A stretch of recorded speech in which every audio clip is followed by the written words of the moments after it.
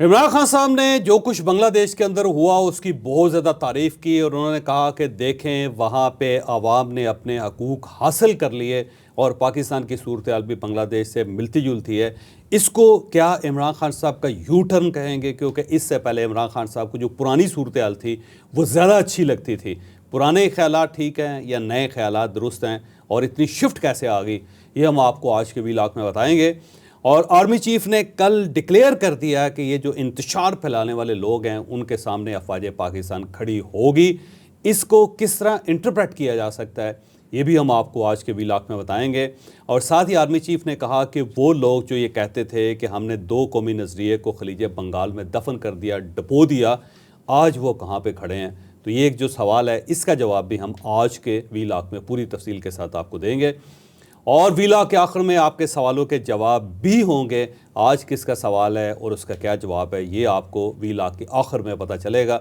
लेकिन व्लॉग की तरफ जाने से पहले मेरी आपसे रिक्वेस्ट है कि चैनल को सब्सक्राइब ज़रूर कीजिएगा और ये जो बेल आइकन है उसको ज़रूर प्रेस करें ताकि नोटिफिकेशन आपको मिलता रहे। और बड़ी तेज़ी से हम अपने टारगेट की तरफ बढ़ते चले जा रहे हैं। फ़र्क का ख्याल ये है कि आने वाले एक हफ़्ते के अंदर अंदर हम 4 लाख की हद क्रॉस कर जाएंगे। क्या वाकई ऐसा होगा, इसका जवाब तो फ़र्क साहब ही आपको दे सकते हैं।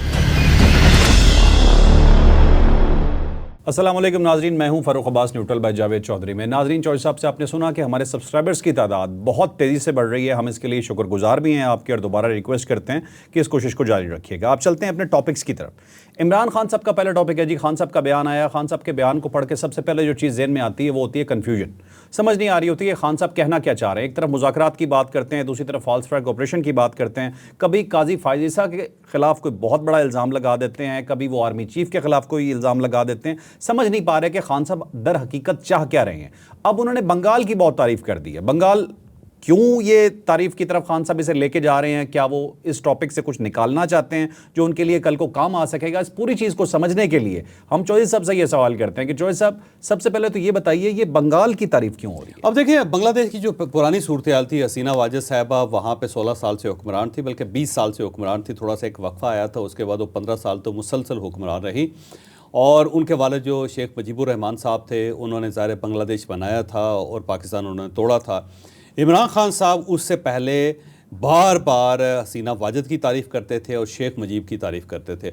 जब वो हुक्मरान थे, हुकूमत में थे, तो ये कहते थे कि देखें आप बांग्लादेश की सूरत हाल देखें कि वहाँ पे जो एक्सपोर्ट्स हैं $50 बिलियन को क्रॉस कर रही हैं और उनके जो रिज़र्व्स हैं वो भी $50 बिलियन तक पहुँच गए हुए हैं। और ये सिर्फ इसलिए है कि वहाँ पे एक मुस्तकिल हुकूमत है और कंटिन्यूटी है। जब एक इस्तेहकाम होगा, कंटिन्यूटी होगी, तो उसका फ़ायदा फिर पूरे मुल्क को होता है। और वो बार बार ये कह के वो ये इम्प्रेशन देने की कोशिश करते थे कि अगर आप हमें 10 साल के लिए, 15 साल के लिए इक़्तिदार दे दें तो हम पाकिस्तान की एक्सपोर्ट्स को भी $50 बिलियन तक ले जाएंगे और पाकिस्तान के जो फॉरेन रिज़र्व्स हैं उनको भी $50 बिलियन क्रॉस करवा देंगे।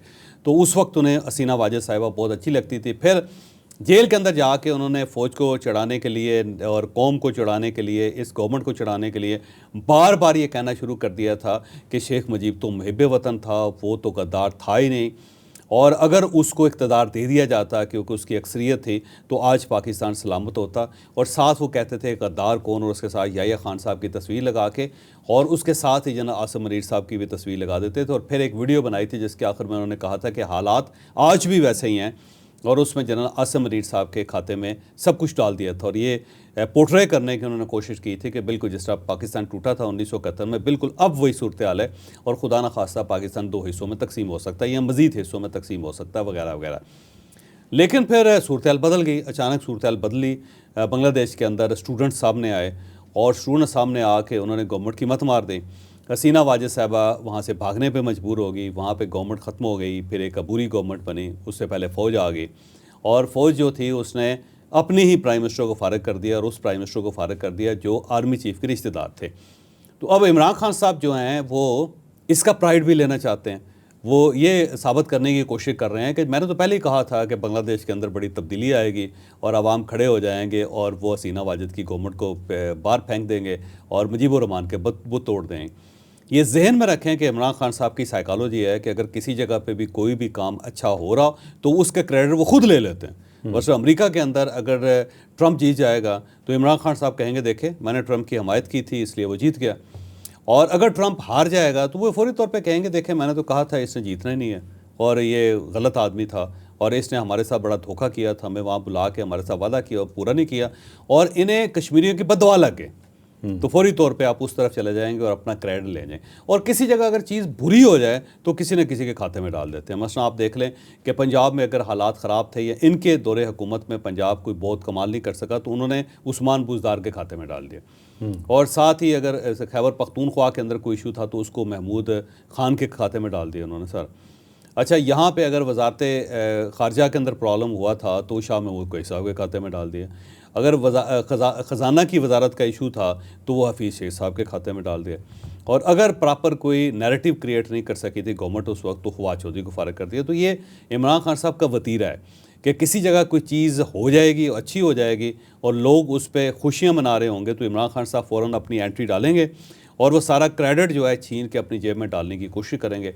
और किसी जगह अगर ख़राबी होगी और अपनी वजह से उनकी ख़राबी होगी तो फौरी तौर पे उसको किसी और के खाते में डाल देंगे। जैसे कि उनकी गवर्नमेंट गिरी तो बजाय इसके कि वो अपने इत्तेहादियों को कायम रखते, वो काफ लीग को अपने साथ मिला के रखते, उसको टूट ना देते, MKM को अपने साथ मिला के रखते, आज़ाद उम्मीदवार जो है उनको अपने साथ रखते, फिर वो अख्तर मैंगल साहब को अपने साथ रखते, फिर वो शाहजैन बुगटी साहब को अपने साथ रखते, वो पीपल्स पार्टी के साथ अपने तल्लुकात ठीक रखते तो उनकी गवर्नमेंट ना जाती। लेकिन उन्होंने फौरी तौर पर जनरल बाजवा साहब के खाते में डाल दिया। और उससे पहले जितनी कामयाबियां फ़ौज की थी वो सारी की सारी वो कहते थे मेरी लीडरशिप का कमाल देखें कि हमने अमेरिका को राज़ी कर लिया, हमने चाइना को राज़ी कर लिया, हमने सऊदी अरब को राज़ी कर लिया, हमने मलेशिया को राज़ी कर लिया। मैं तो जी वहाँ चला गया टर्की और वहाँ देख लें मैंने तैयब अर्दगान के साथ क्या किया, उसको कैसे अपना दोस्त बना लिया। तो इमरान खान साहब का ये इशू है कि जहाँ को अच्छा हो रहा होगा, लोग तालियाँ बजा रहे होंगे तो इमरान खान साहब एंट्री डालेंगे वहाँ पर। किसी जगह बुरा हो रहा होगा और उनकी अपनी गलती से बुरा हो रहा होगा तो उसे किसी और के खाते में डाल देंगे। अब क्योंकि बांग्लादेश का एक वाक़या हुआ है और आलमी सतह पे उसके ऊपर बड़ी स्टडी हो रही है कि किस तरह स्टूडेंट्स ने बाहर निकल के एक सेटल गवर्नमेंट का बेड़ा गर्क कर दिया और उसको फारिग कर दिया और वहाँ पे इनकलाब आ गया, तब्दीली आ गई। तो इमरान खान साहब एंट्री डाल रहे हैं उसके अंदर।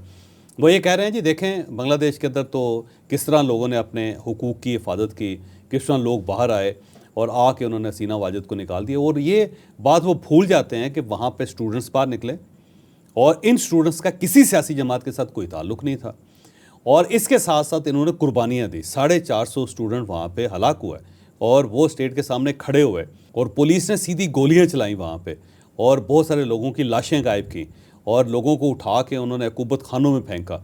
और लेकिन इसके बावजूद स्टूडेंट्स पीछे नहीं हटे और जब फ़ौज को कहा गया कि आप स्टूडेंट को गोलियाँ मारें और इनको गिरफ़्तार करें और इनको जेलों के अंदर फेंके, वज़ीर-ए-आज़म ने जब हुक्म दिया तो जो साबिक़ आर्मी चीफ्स थे वो सारे बाहर निकले और उन्होंने प्रेस कॉन्फ्रेंस की। वहाँ पे उन्होंने कहा कि हम अपनी फ़ौज से रिक्वेस्ट करते हैं कि ये हमारे स्टूडेंट्स हैं, आप इनके ऊपर गोली नहीं चलाएंगे।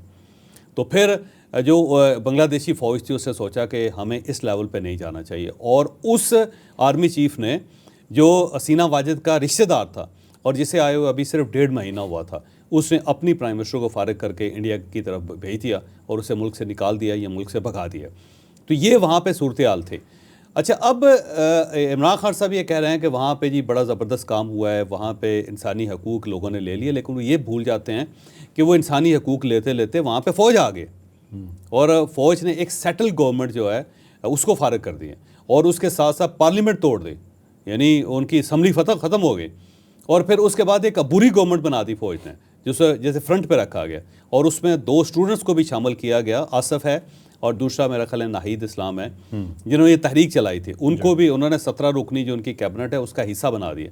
तो जिसको इमरान खान साहब ये कह रहे हैं कि वहाँ बड़ी कामयाबी है, वो खाक कामयाबी है। वहाँ पे वो सिस्टम डीरेल हो गया जिसके ज़रिए इतने अरसे से इलेक्शन हो रहे थे और वहाँ पे सेटल गवर्नमेंट्स आ रही थी, वो डीरेल हुआ है और खौफनाक तरीके से डीरेल हुआ है और बांग्लादेश 20 साल पीछे चला गया।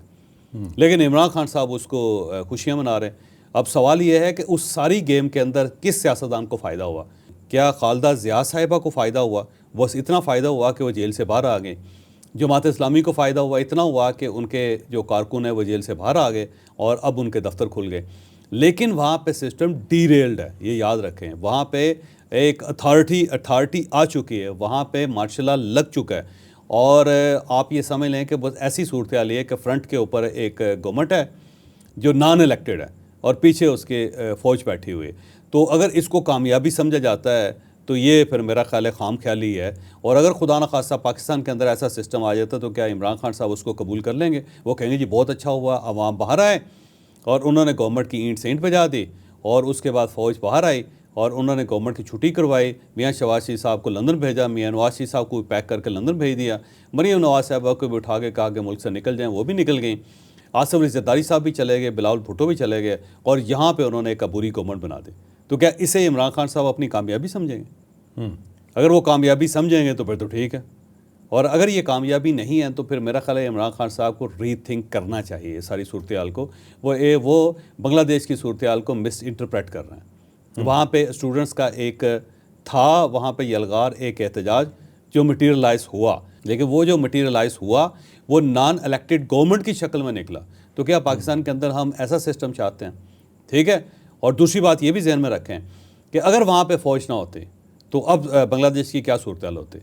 वो फ़ौज थी, वो आगे बढ़ी, उसने मामलात को सेटल कर लिया। क्योंकि जिस तरह वहाँ पे कत्लो गारतगरी शुरू हो गई थी कि अवामी लीग के दफ्तरों के ऊपर हमला हो रहा है, उनके लोगों को उठाया जा रहा है और हजूम उन्हें बड़ी खौफनाक तरीके से कत्ल कर रहा है। आप तस्वीरें देखें ना, जो 29 लोगों की लाशें निकली, आप तस्वीरों को देख नहीं सकते। उनके जिस्म के एक एक उज़्व अलग कर दिए लोगों ने और उन्हें बाकायदा छुरों के साथ, छुरियों के साथ, ब्लेडों के साथ और साथ साथ टोकों के साथ काटा गया। तो इस किस्म की सूरत वहाँ पे डेवलप हो गई हुई थी। और उससे पहले जो पुलिस ने किया, जो सीक्रेट एजेंसीज़ ने किया वहाँ पे, और जो स्टूडेंट्स के साथ वहाँ किए, उनकी लाशें देख लें आप सब। तो अगर वो मामला फैल जाता तो क्या बांग्लादेश फिर रेजिस्ट कर सकता था? क्या बांग्लादेश एग्जिस्ट कर सकता था? तो वहाँ पे फ़ौज थी तो उसने मामलात कंट्रोल करके उसने बुरी गवर्नमेंट बनाई। जबकि इमरान खान साहब क्या चाहते हैं, वो ये अफवाज पाकिस्तान का वजूद ही ख़त्म करना चाहते हैं। वो चाहते हैं कि ये ख़त्म हो जाए। अब वो ख़त्म हो गए और उसके बाद एक रेवोल्यूशन, सो कॉल्ड रेवोल्यूशन आ गया, तो मुल्क को बचाएगा कौन? ये कौन इस सूरत हाल को, ये इस मैस को ख़त्म करेगा? तो अल्टीमेटली फिर आपको फ़ौज के पास जाना पड़ेगा। तो मेरा ख्याल है इमरान खान साहब जो हैं वो एक ऐसा शिफ्टेड माइंड है कि जो कभी इधर होता है कभी उधर होता है, और जब यहाँ पे होता है तो उस वक्त भी फुल कन्विक्शन होती है, और जब यहाँ पे होते हैं तो उस वक्त भी फुल कन्विक्शन होती है। तो मेरा ख्याल है खान साहब को चाहिए कि जब भी वो बयान दें तो अपना पिछला बयान ज़रूर पढ़ लिया करें, या उसे याद कर लिया करें, या उसके बारे में सोच लिया करें, या किसी से पूछ लिया करें कि इससे पहले मैंने क्या कहा था। वो आज से एक हफ़्ता पहले तक तो मुजीबुर रहमान उनके हीरो होते थे। अब वो कह रहे हैं जी बड़ा अच्छा किया लोगों ने कि मुजीबुर रहमान का मुजस्मा तोड़ दिया, हसीना वाजिद को निकाल दिया, इंडिया भिजवा दिया और वहाँ पे डेमोक्रेसी को डीलेयर कर दिया, तो बड़ा अच्छा हो गया। अगर ये अच्छा है तो फिर बुरा क्या होगा? ठीक। चौधरी, मैं दो चीज़ें आपसे पूछना चाहता हूँ। एक तो काजी फायज़ ईसा साहब के हवाले से कि उन्होंने इल्ज़ाम लगाया है उन पर कि इन्होंने इस तरह रजीम का साथ दिया है कि जिस तरह से इसराइल फ़लस्तीन के साथ कर रहा है, उसी तरह का इन्होंने किरदार यहाँ पे अदा किया है। तो इसका जवाब दीजिएगा। एक चीज़ मैं आपसे और पूछना चाहता हूँ। उन्होंने कहा जी इलेक्शन के हवाले से कि इलेक्शन होने चाहिए पाकिस्तान में, इलेक्शन मांग रहे हैं इमरान खान साहब, लेकिन वो कहते हैं कि ना ये इलेक्शन कमीशन कबूल है, ना ये गवर्नमेंट कबूल है। अच्छा, ये दोनों सवाल बड़े मज़ेदार। हाँ, पहला तो ये है कि काजी फायज़ ईसा साहब जो है, मेरा ख्याल है पाकिस्तान तहरीक इंसाफ अननेसेसरली उनको ट्रैक कर रही है। देखें, ये जो 8 फरवरी के भी इलेक्शन हुए, काजी फायज़ ईसा साहब ना चाहते तो ये इलेक्शन नहीं हो सकते थे, क्योंकि कोई भी फ्रीक इलेक्शन नहीं करवाना चाहता था। इवन मौलाना फजलुर रहमान साहब तो ओपनली कह चुके थे कि हमें ये इलेक्शन कबूल नहीं है, आगे बढ़ाएं इसको, और उन्होंने बाकायदा जलसे करने शुरू कर दिए थे। आपको अगर याद हो, उन्होंने कहा जी खैबर पख्तूनख्वा में हम बाहर नहीं निकल सकते हैं, हम अपने जलसे नहीं कर सकते, तो इन हालात में इलेक्शन कैसे होंगे? पाकिस्तान मुस्लिम लीग नून की तरफ से भी, पाकिस्तान पीपल्स पार्टी की तरफ से भी ये कहा जा रहा था।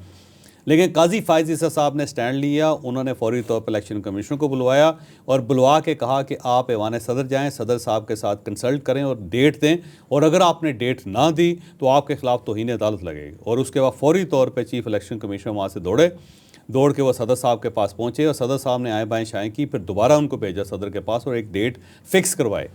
अगर काजी फायज़ ईसा साहब ना चाहते तो ये नहीं हो सकता था। दूसरा कि वो एक मुद्दत से कहा जाता था कि जो चीफ़ जस्टिस है वो एक डिक्टेटर बना हुआ है, वो खुद फैसला करता है कि किस बेंच में कौन बैठेगा और किसके पास कौन सा केस जाएगा। तो काजी फायज़ ईसा साहब ने पूरी कमेटी बनाई और वो जो प्रैक्टिस एंड प्रोसीजर बिल था उसको इम्प्लीमेंट जो है वो काजी फायज़ ईसा साहब ने किया। उमर अताब बंदियाल साहब तो नहीं करना चाहते थे, आपको याद होगा, उस वक्त तो रजिस्ट कर रहे थे सारे, और ये ख्वाहिश इमरान खान साहब की भी थी। और दूसरा ये जो फुल कोर्ट बना है, अगर काजी फायज़ ईसा साहब ना चाहते तो नहीं बन सकता था। वो कहते नहीं जी बनाते, कर लें जो करना, तो नहीं बन सकता था। और उसके बाद वहाँ से इमरान खान साहब को या पाकिस्तान तहरीक इंसाफ को वो रिलीफ मिला जो उन्होंने मांगा ही नहीं था, जो फ्री की नहीं थे। तो ये सारे काम काजी फायज़ ईसा साहब के दौर में हुए हैं।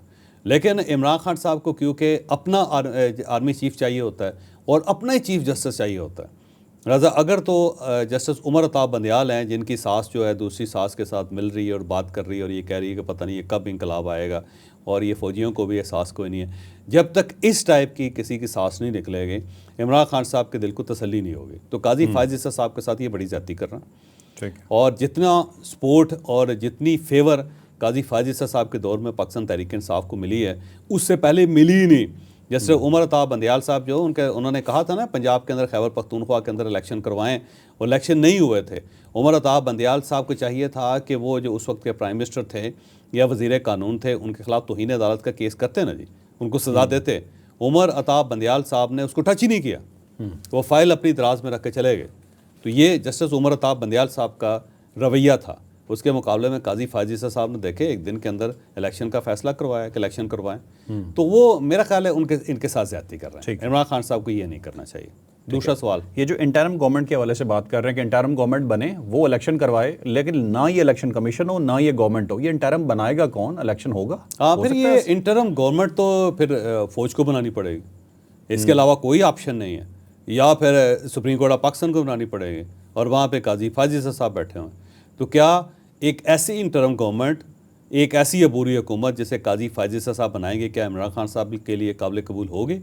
और क्या एक ऐसी इंटरम गवर्नमेंट जिसे अफवाज पाकिस्तान या आर्मी चीफ बनाएगी, क्या इमरान खान साहब के लिए काबिल कबूल होगी? नहीं होगी। तो इसका मतलब ये हुआ कि इमरान खान साहब की ख्वाहिश पूरी करने के लिए सबसे पहले आप चीफ जस्टिस ऑफ पाकिस्तान को फ़ारिग करें, उनको निकालें वहाँ से, और अगर कानून के अंदर आइन के अंदर इसकी इजाज़त नहीं है तो ज़बरदस्ती निकाल दें उनका। और दूसरा ये है कि आर्मी चीफ को चेंज करें, और आर्मी चीफ भी चेंज करके जनरल फैज़ हमीद साहब को दोबारा बहाल करके उनको बना दिया जाए। सर अपनी मर्ज़ी का होगा ना जी।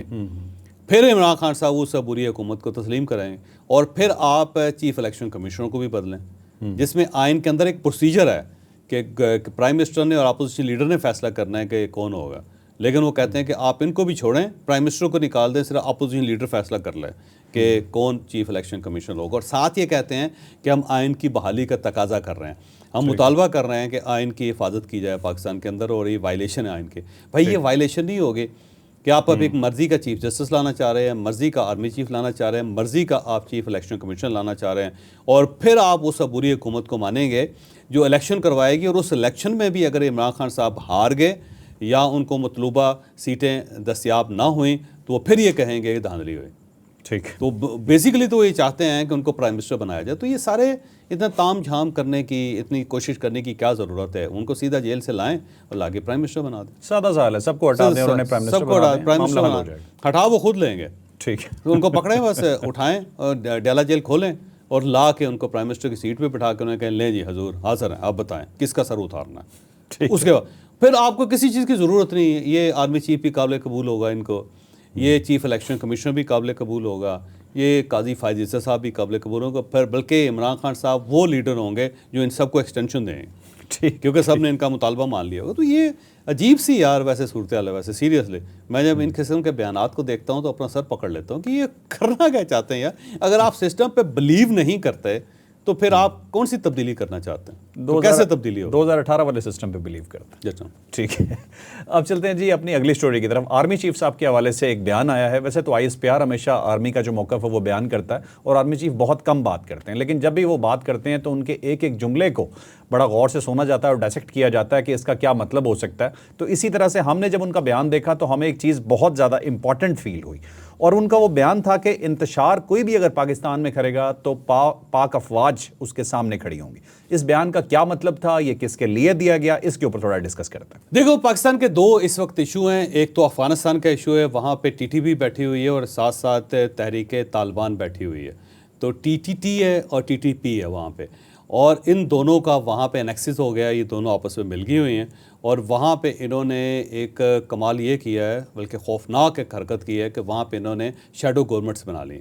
और एक जो गवर्नमेंट है वो खैबर पख्तूनख्वा को डील कर रही है और एक जो शैडो गवर्नमेंट है वो बलूचिस्तान को डील कर रही है। तो एक बाकायदा प्लानिंग के साथ वहाँ पे कट हो गया हुआ है और वो पाकिस्तान को नुकसान पहुँचाना चाहते हैं।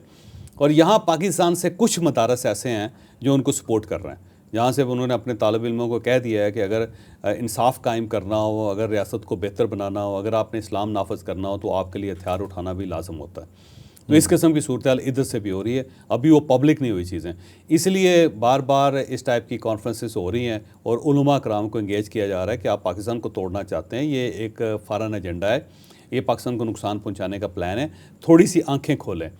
तो एक तो वो, लेकिन ये याद रखें कि जब अफ़गानिस्तान का इशू आता है तो अफवाज पाकिस्तान या चीफ़ ऑफ आर्मी स्टाफ जो हैं वो ख़वारिज का जिक्र करते हैं, क्योंकि वो ख़वारिज हैं और यहाँ पे बाकायदा फतवे जारी हो चुके हैं उसके ऊपर।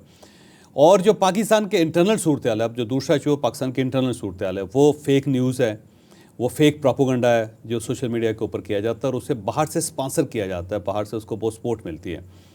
और इसके साथ साथ यहाँ पे लोगों को उभारा जाता है कि आप स्टेट के ख़िलाफ़ खड़े हों, जैसे कि बन्नू के अंदर वाक़या हुआ था, 1 लाख लोग इकट्ठे हो गए तो उन्होंने हमला कर दिया छावनी के ऊपर, या फिर यहाँ पे फैज़ाबाद के अंदर धरने हो रहे थे, आपको याद होगा, वो बड़ी सूरत अजीबोगरीब सी हो गई हुई थी। तो ये जो है ना, इनको इंतशारी टोला कहा जाता है। तो जहाँ पे इंतशार का लफ्ज़ होगा तो इसका मतलब ये है कि पाकिस्तान तहरीक इंसाफ या पाकिस्तान के अंदर की जो सूरत हाल है उसको एड्रेस किया जा रहा है। तो कल जो तकरीब थी वो उलमा कराम को इकट्ठा किया गया था, उनको बताया जा रहा था कि जनाब सूरत हाल बड़ी ख़राब है, ये फसादी हैं और आप इनके साथ हमदर्दी का इजहार ना करें, मुल्क को बचाना हम सब के लिए ज़रूरी है। और साथ ही वो इंतशारी टोला जो है या इंतशार फैलाने वाले लोग हैं या फसाद फैलाने वाले लोग हैं, उनका हवाला था। तो मेरा ख़्याल है इसको अगर आप इंटरप्रेट करेंगे इस गुफ्तगू को या इस खिताब को और उनके फ़िक्रों को आप थोड़ा सा निकाल के खोल के देखेंगे तो यूँ महसूस होगा कि आने वाले दिनों में कुछ स्टेट बड़ा इनिशिएटिव लेने वाली, जो इमरान खान साहब कह रहे थे ना कुछ बड़ा होने वाला है, तो मुझे लगता है वाकई बड़ा होने वाला है। एक तो ये हो सकता है कि इमरान खान साहब का केस मिलिट्री कोर्ट में शुरू हो जाए, और दूसरा ये है कि जो केस पेंडिंग है इस वक्त 9 मई के, उन सबको सज़ा दे दी जाए और उसके बाद फिर कोर्ट से कहा जाए कि जनाब अब ये हमने मुजरम डिक्लेयर कर दिए हुए हैं, तो बेहतर ये है कि आप इस मामले में ना पड़ें, क्योंकि इंसानी हकूक़ की खिलाफ वर्जी नहीं, इन्होंने बड़ी ज़्यादती की है। और बाकायदा पूरी फाइलें बना के उनके एतराफ़ी बयान जो है वो कोर्ट्स के या सुप्रीम कोर्ट ऑफ पाकिस्तान में चीफ जस्टिस ऑफ पाकिस्तान के पास जमा करवा दिए जाएँ। और इसका जो सबसे बड़ा फ़ायदा इस वक्त है, जो आइडियल टाइम है, वो ये है कि बरतानिया के अंदर इस टाइप का वाक़या हुआ है तो वहाँ पे 24 घंटे अदालतें खुली हैं और वहाँ पे जजेस ने फौरी तौर पर लोगों को सज़ा दे के अंदर करके उनको बिल्कुल ठप दिया सारा।